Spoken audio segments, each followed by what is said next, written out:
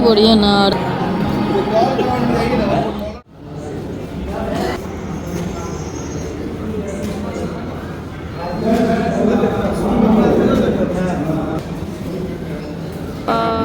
खेल मंत्री शेषे सिंह आदरणीय और हम हमारे विधायक आपको नमस्ते करने आए हैं, आपका स्वागत करते हैं। ओके। परिचय खिलाड़ी से माननीय खेल मंत्री सुश्री श्रेष्ठी सिंह और माननीय सांसद महोदय खिलाड़ियों से परिचय प्राप्त करेंगे, खिलाड़ियों से मिलेंगे और क्यों न मिले, यहाँ बजती रहे, परिचय होता रहे। तालियां। और यह विशेष अवसर, विशेष लम्हा खिलाड़ियों के लिए जब माननीय खेल मंत्री महोदय और माननीय सांसद महोदय श्री संजय कुमार गुप्ता जी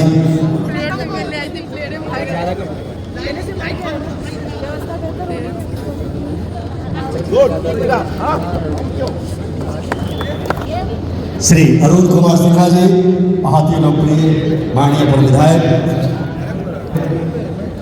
सभी खिलाड़ियों से परिचय प्राप्त कर रहे हैं। स्टेडियम में मैच खराब है, स्टेडियम में खराब हो गया है। हो और तालियों का समर्पण अवश्य होना चाहिए। तालियां बजती हैं।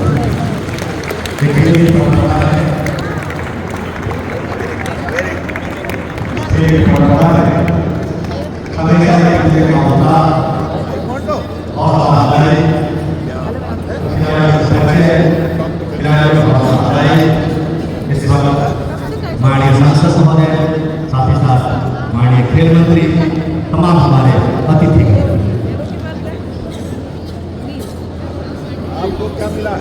यह विशेष लम्हा जब खिलाड़ियों से परिचय प्राप्त करते हैं और खिलाड़ियों को क्योंकि आज का ये महोत्सव खेल से संबंधित है, इसलिए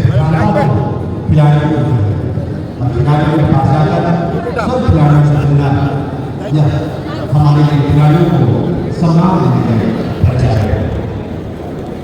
विशेष क्षण है, विशेष लम्हा है। माननीय सांसद महोदय, माननीय खेल मंत्री महोदय, साथ ही साथ हमारे तमाम माननीय विधायक ऐतिहासिक क्षण है। अक्सर बारों के पेज पर ऐसा चैनलों पर तमाम दिखाई देनी शुरू हो जाएगी। ऐसा है लोकसभा सांसद महोत्सव 2025। अरे हाथ मिलाओ बच्चों, हाथ मिलाओ, आगे बढ़ो, हाथ मिलाओ,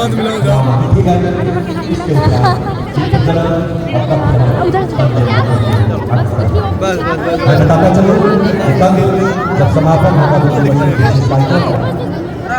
भारत के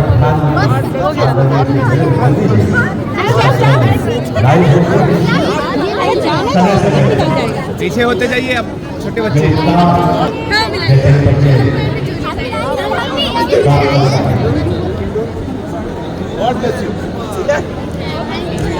5 खेलों का आयोजन फुटबॉल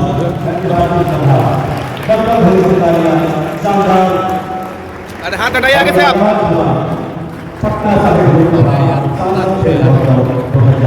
अरे भाई आप अपना हाथ हटाइए।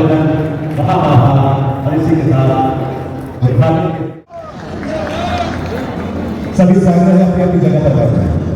सभी लोग सामने है, सब अपनी जगह पर बैठ जाए। खिलाड़ियों से जानना है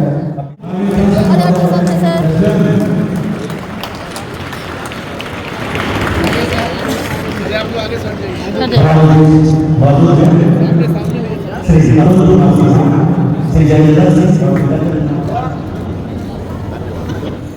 बहुत आदरणीय जी, हमारे विधायक संजय गुप्ता वहाँ की वो विधायक नेता अरुण सिन्हा जी, सारे हमारे वरिष्ठों को मंच पर स्वागत है। ये सांसद खेल प्रतियोगिता क्या होती है आप लोग जान लेते हैं।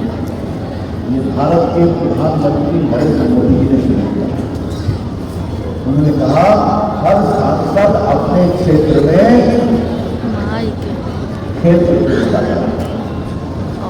मैं बताऊं मैं बाहर से करने वाला था, मैं बहुत बड़ा करा था, पिछली बार भी हुआ था। याद है शतरंज में एक 10 साल के लड़के ने हमको हरा दिया, और उसकी छोटी थी कबाड़।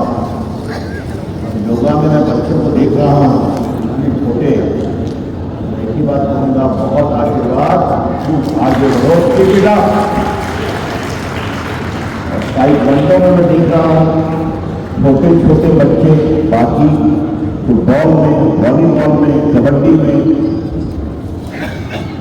तो अब लगता है कि नरेंद्र मोदी जी की सोच क्या था, सांसद ही जाके अपने क्षेत्र में जुड़िए खिलाड़ी, उनकी समस्या को समझिए, क्या कर सकते हैं। तो आज मैं एक ही बात कहूंगा, कल प्रधानमंत्री जी वर्चुअली देश के सारे सांसद खेल प्रतियोगिता की मदद से संबोधित करेंगे। अगर अवसर मिला तो शायद आप लोग से बात भी करेंगे। लेकिन बड़ी बात क्या है, बाकी बात स्वयं मैं खेल मंत्री करूंगा, बताएंगे। आपने देखा है क्या भारत कितना आगे बढ़ गया, क्या कॉमनवेल्थ, क्या एशियन गेम्स, क्या वेट लिफ्टिंग, क्या जेवलिन। अब क्रिकेट तो अपना ही है, हर जगह भारत का प्रदर्शन रहा। और मुझे बहुत खुशी होगी कि आप जो बच्चे यहां बैठे हैं वो इस भारत के बड़े खिलाड़ी बने। मैं भी आपको पीछे खड़ा करूंगा, ये मैं आपसे कहने के चाह रहा हूं, ठीक है। जैसे आपको बताया मेरा जो पिछला कार्यक्रम हुआ है क्षेत्र में, उनका कबड्डी क्लब चलता है, और ताइक्वांडो में तो जो बच्चे खेल रहे हैं, फुटबॉल वॉलीबॉल खेल रहे हैं, एक नया उत्साह खेल में पढ़ना करने की, आगे बढ़ने की, भारत का नाम है। यही है सांसद खेल प्रतियोगिता। मैं कोई लंबा भाषण नहीं समझता है कि देश में स्पोर्ट्स के बारे में नया उत्साह पैदा हो रहा है, सांसद खेल प्रतियोगिता। यही प्रधानमंत्री नरेंद्र मोदी की सोच थी। बाकी उनका भाषण आप सुनेंगे। चलो, मुख्यमंत्री हमारे सम्राट बंधु जी भी आएंगे, अपने सरावगी भी आएंगे, जिससे सरावगी और अध्यक्ष हैं हमारे, और बाकी हमारे विधायक लोग रहेंगे। तो इस कार्यक्रम के माध्यम से स्पोर्ट्स का एक नया उत्साह आगे बढ़े। स्वागत है। और अब मैं संबोधन के लिए आमंत्रित कर रहा हूँ। हमारे साथ एक आयोजनकर्ता के रूप में यहाँ पर उपस्थित आप सभी के लोकप्रिय जनप्रिय आदरणीय सांसद रविशंकर प्रसाद जी, मंच पर उपस्थित पटना शहर की महापौर और हम सबके अभिभावक आदरणीय सीता साहू जी, मंच पर उपस्थित हमारे विधानसभा के साथी और हमारे बड़े भाई आदरणीय रजनीश कुशवाहा जी, मंच पर उपस्थित हमारे एक और बड़े भाई और जो भाजपा संगठन के लिए सालों साल से काम करते आ रहे हैं ऐसे कार्यकर्ता आज स्थानीय विधायक आदरणीय संजय कुमार जी, मंच पर उपस्थित हमारे अभिभावक चाचा स्वरूप पूर्व विधायक आदरणीय अरविंद सिन्हा जी, मंच पर उपस्थित स्थानीय मंडल अध्यक्ष सुमित जी, मंच पर उपस्थित राकेश जी, कुमार के सभी मंडल अध्यक्ष, भारतीय जनता पार्टी मंडल अध्यक्ष, मंच के संचालक नेता शैलेश जी और अध्यक्ष जी, यहाँ समारोह में उपस्थित तमाम खेल संघ के एसोसिएशन के आए हुए सभी पदाधिकारीगण और हमारे सामने खड़े हुए इलेक्ट्रॉनिक मीडिया के भाई बंधु, यहाँ सभा और फीगल प्ले पर जितने भी हमारे सामने खड़े हुए हैं हमारे प्रिय सभी खेल के साथी, खेल प्रेमी, आप सभी लोगों को शेर सिंह का अवसर जुटाकर सादर करना है। साथियों, आज का दिन मुझे बहुत दर्द होता है खेल महोत्सव में शामिल होते हुए। एक समय था 17-18 साल पहले जब हमने निशानेबाजी का अपना करियर शुरू किया, तब इस तरह की प्रतियोगिताओं का जिला स्तरीय या लोकसभा स्तरीय संचालन या आयोजन नहीं होता था, और हमेशा मन में लगता था कि अगर हम बिहार के बच्चों को और खेलने की या और प्रतियोगिताओं की ट्रेनिंग मिले तो हम लोग आगे बढ़कर बिहार और भारत का नाम तय कर पाएंगे। लेकिन आज 17-18 साल के अपने निशानेबाजी के करियर में हमने देखा है कि खेल को किस तरह से बिहार में भारत में बढ़ावा दिया है। जहाँ एक तरफ बिहार के लिए खेलते थे और कोई पूछने भी नहीं आता था, आज वही बिहार में खेल प्रोत्साहन समारोह भी होता है, प्रोत्साहन राशि से भी बच्चों को नवाजा जाता है और मेडल लाओ नौकरी पाओ जैसी योजना आज बिहार की सच्चाई को बदल देते साथियों। यानी कि खेल भी अब एक वो जरिया बन गया है जिससे बिहार के बच्चों को रोजगार और नौकरी मिल सकती है। ये माननीय प्रधानमंत्री जी की सोच है, जिन्होंने फिट इंडिया और खेलो इंडिया मूवमेंट के माध्यम से घर घर तक ये संदेश पहुंचाया कि पुराने जमाने के लोग कहते थे पढ़ोगे लिखोगे बनोगे नवाब, खेलोगे कूदोगे बनोगे खराब। तो आज की मानसिकता बदलती है और ये कहती है कि पढ़ोगे लिखोगे बनोगे नवाब और खेलोगे कूदोगे तो बनोगे सहवाग साथियों।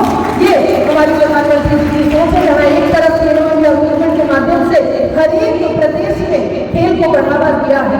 एक ऐसे प्रधानमंत्री जिन्होंने चाहे गेम्स ओलंपिक हो या कॉमनवेल्थ गेम्स हो, जब जब भारतीय दल अपनी प्रतियोगिता में शामिल होने के लिए देश छोड़ के विदेश जाता है तो प्रधानमंत्री जी सीधा संवाद स्थापित करते हैं और हर एक खिलाड़ी से उसके प्रशिक्षण से लेकर उसके कॉम्पिटिशन तक की जितनी भी अनुभव है उसको जानने का प्रयास करते हैं। वहीं दूसरी तरफ माननीय मुख्यमंत्री जी ने आज मेडल लाओ नौकरी पाओ को बिहार की सच्चाई में बदल के रोजगार से जुड़ने का एक बिहार के युवाओं को नया जरिया दिया है।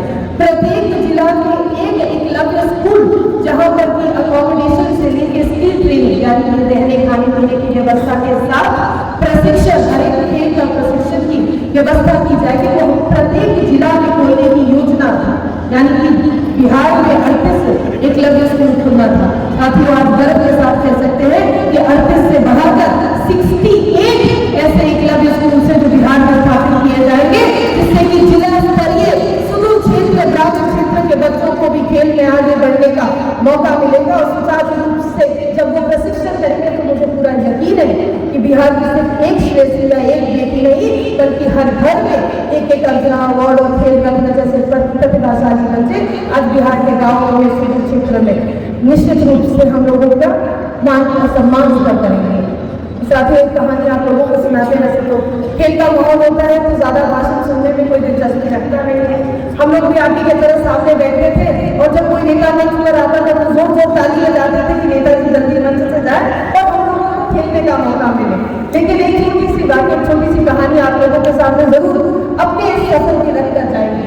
जब राष्ट्रमंडल खेल 2018 के कॉमनवेल्थ गेम्स जब 2018 में हो रहे थे, ऑस्ट्रेलिया में हमारा मुकाबला ऑस्ट्रेलिया की ही एक महिला एमा कॉक्स जिनका नाम था उनके साथ हो रहा था।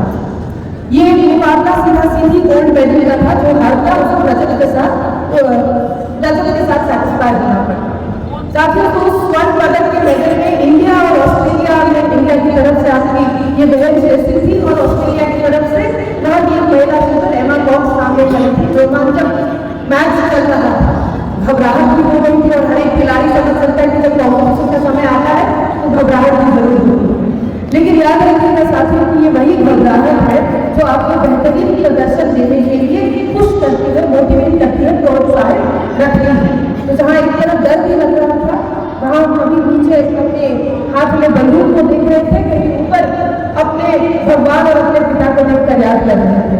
पूरा स्टेडियम सजा हुआ था और स्टेडियम में जोर जोर से ऑस्ट्रेलिया के शॉट में ऑजी कहते हैं, जोर जोर से ऑजी करके लोग ताली बजा रहे थे, नाराबाजी कर रहे थे। वहीं पीछे ऑडियंस स्टैंड में हमारी माँ, हमारी बड़ी बहन और कुछ पत्रकार बंधु उपस्थित थे।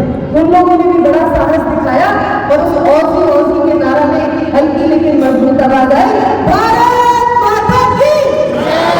और इस भारत माता की जय ने इस बिहार की बेटी का मनोबल प्रोत्साहन किया ऑस्ट्रेलिया के सरजमीन पर, जहाँ पर एक इतिहास रचा गया और मैं भारत की पहली महिला बनी जिसने स्वर्ण पदक कॉमनवेल्थ गेम्स में 64 मेडल पाकर बिहार और भारत का नाम एक ऐतिहासिक किताब में दर्ज किया। जब वहाँ से जीत कराया तो हम लोग मीडिया से आने में पहले गए तो मीडिया के भाई बहनों ने हमसे पूछा कि आप भारत में कहाँ से आते हैं? You come from India, but where in India do you come from? उस दिन गर्व के साथ हमने कहा कि जम्मू हमारा घर है और हम बिहार से आते हैं। अगले दिन अखबारों में लिखा गया Bihar gold medal for India. साथियों इसलिए आज कहानी आप लोगों के बीच रख रहे हैं क्योंकि हो सकता है आने वाले समय में, आने वाली जिंदगी में उतार और चढ़ाव का सामना हमेशा हम लोगों को करना पड़ेगा। लेकिन खेल का ही मैदान है जो जिंदगी में सिखाता है कि हार करके भी जीतने की तैयारी करो। जो दिन जो सूर्यास्त होता है कभी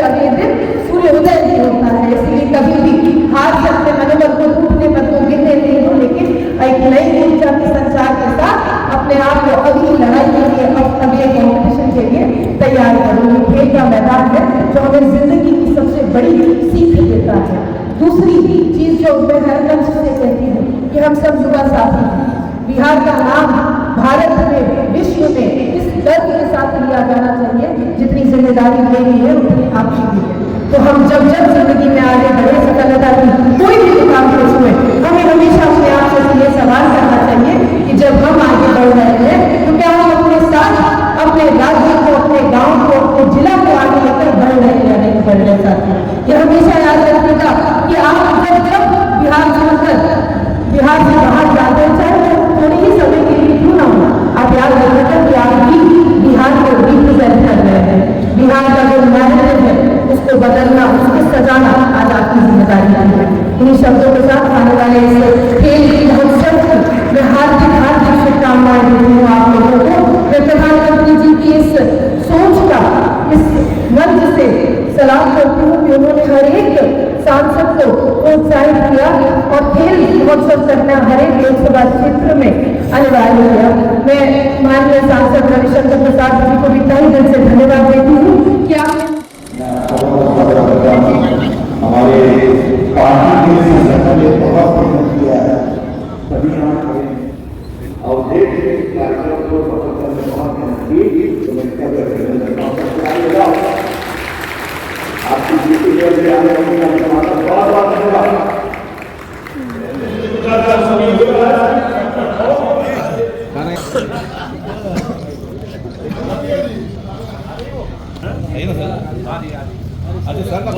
नहीं ले ली वो तो ले ली ना तो नहीं।